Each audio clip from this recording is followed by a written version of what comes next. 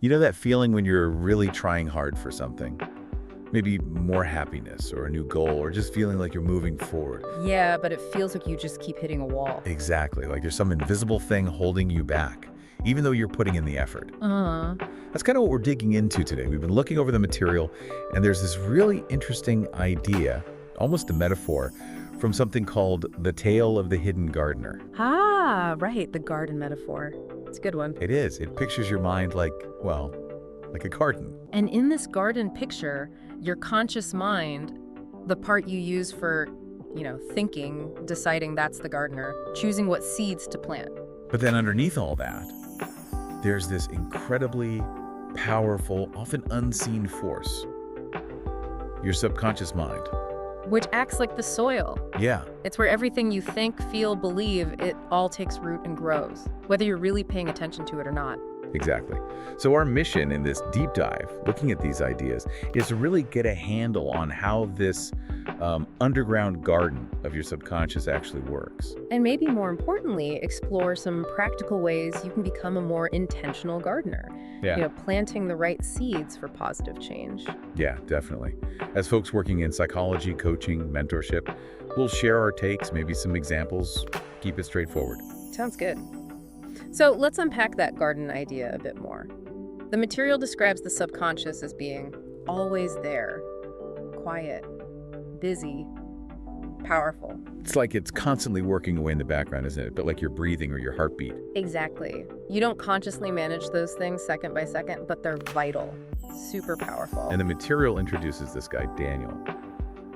He was feeling really stuck. Right, and he had these negative thoughts going round and round. Like it's going to be another hard day or nothing ever works out for me. Just kind of everyday downers, you might think. But the point being made is that these repeated thoughts, they were like seeds he kept planting in his subconscious soil. Consistently. And those seeds, well, they started to sprout, didn't they? According to the analogy, they actually began shaping how Daniel saw things, his reality. Yeah, his subconscious, that fertile ground, it didn't really judge if the thoughts were helpful or true. It just took them as instructions almost. And started creating situations or maybe just interpretations that matched those negative beliefs. Precisely. It really shows how our internal chatter, even the stuff we think doesn't matter, can actually have a real impact on our lives. It's a bit like running software on a computer, isn't it? It is. Even if you're not actively looking at the program, it's running. So it wasn't that Daniel's subconscious was out to get him. No, it was just doing its job based on the input. Which brings us to a really key point in the material. Your subconscious doesn't judge.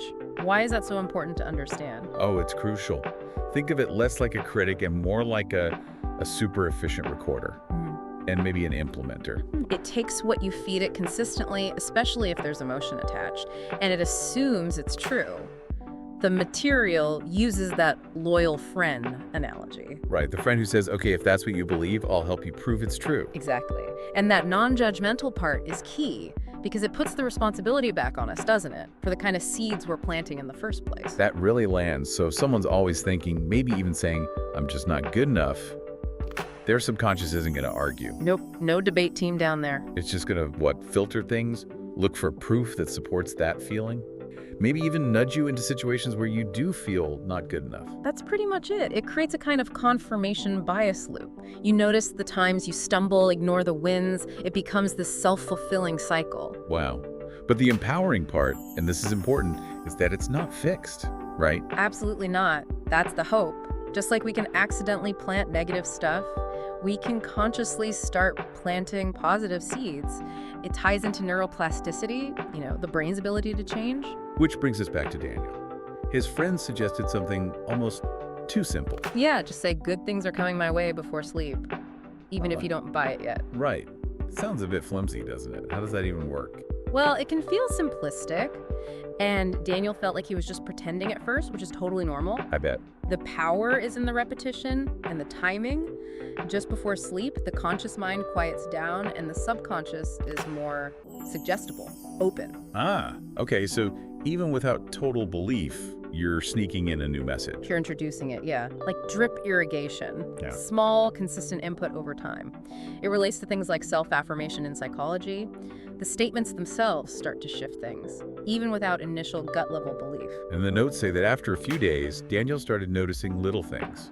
Moments of peace, a friendly smile, an idea popping up. Tiny little sprouts, exactly. It's rarely a lightning bolt, more like a gradual rewiring. There's another good analogy in there.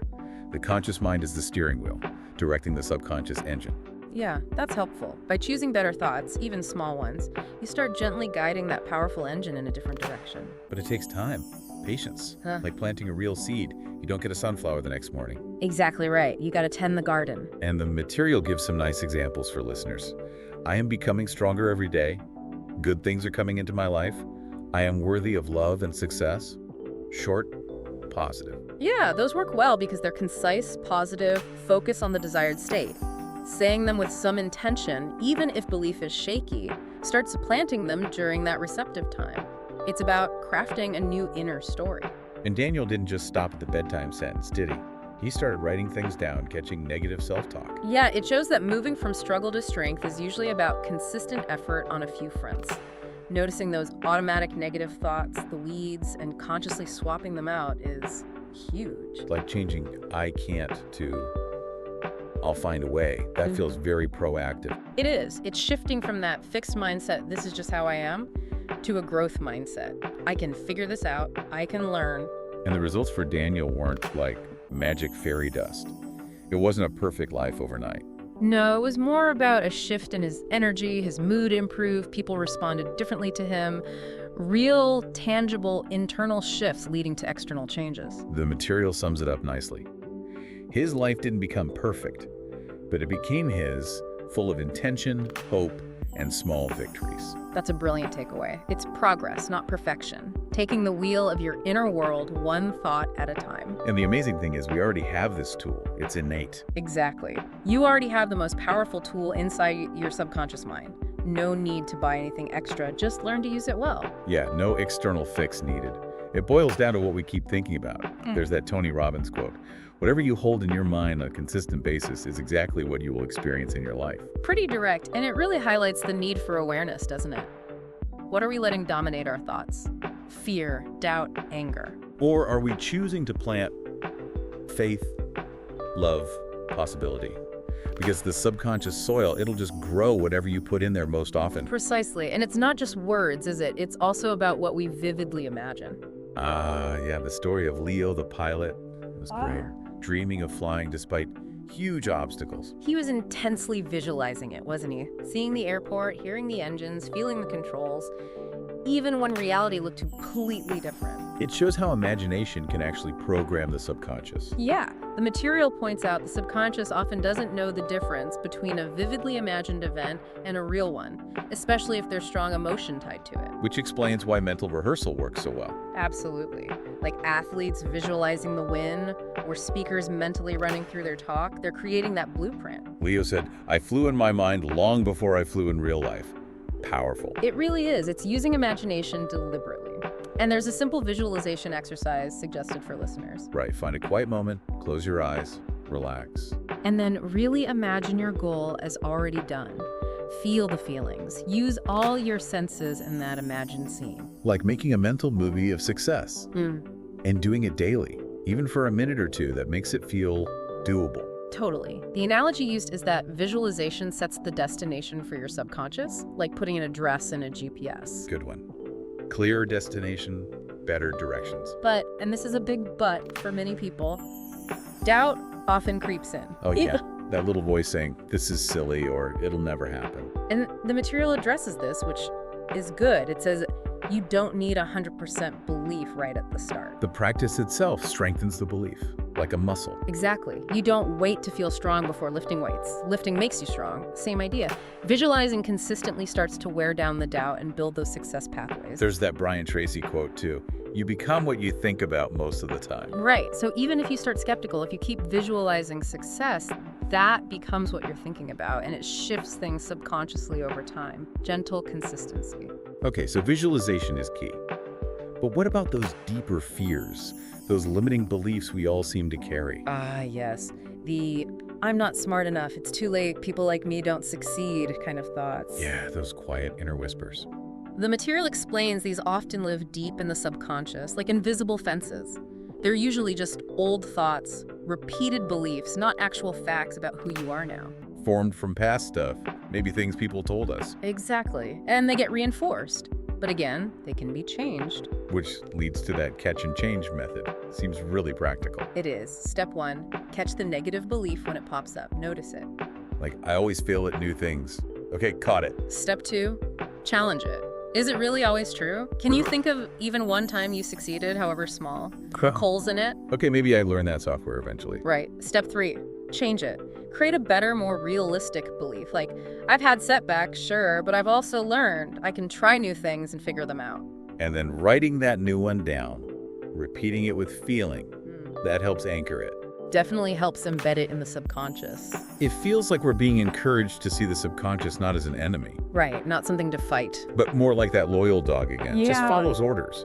If the orders are old and unhelpful, Well, it's just doing what it was told, so don't get mad at the dog, just give it better directions. which leads nicely to affirmations. Simple, positive statements. Exactly, things like, I'm growing every day, or I'm safe, I trust the process.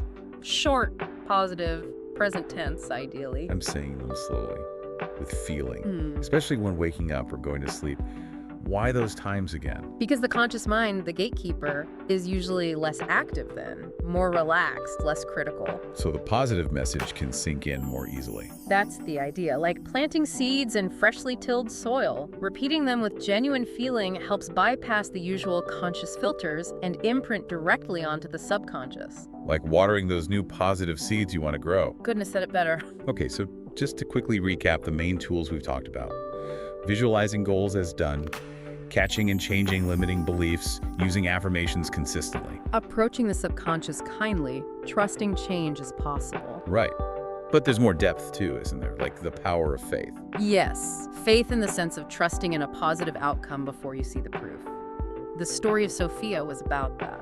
Choosing to believe something good is coming, even when things looked bleak. It's that conscious choice for hope, like planting a seed and trusting it will grow without digging it up every day to check. You trust the unseen process. Letting go of needing instant proof. Dr. Joe Dispenza puts it powerfully. You must believe in a future that you cannot see or experience yet, and then live from that belief. Wow. That's about aligning everything now with that future vision. It's a daily choice, really. Hope over fear. And closely related is gratitude. The material says it's more than just a nice feeling. It's a message to your mind. It says, I see the good I already have, and I'm open for more. And that shift in focus actually changes things, physically, energetically. The idea is, yes, it shifts your state. Focusing on lack creates one feeling. Focusing on appreciation creates another. Even in tough times, there's usually something. A breath, a kind word, maybe just a chance to try again tomorrow.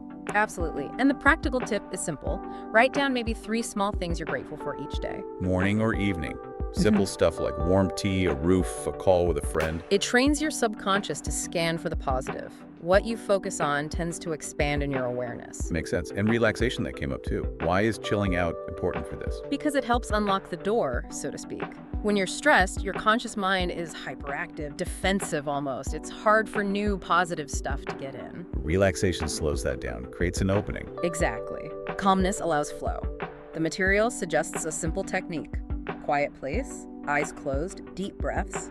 Maybe repeat, I am safe, I am calm, I am open. Just for a few minutes. So that calm state makes the subconscious more receptive. It's not wasted time, it's preparation. It's preparing the soil, yes.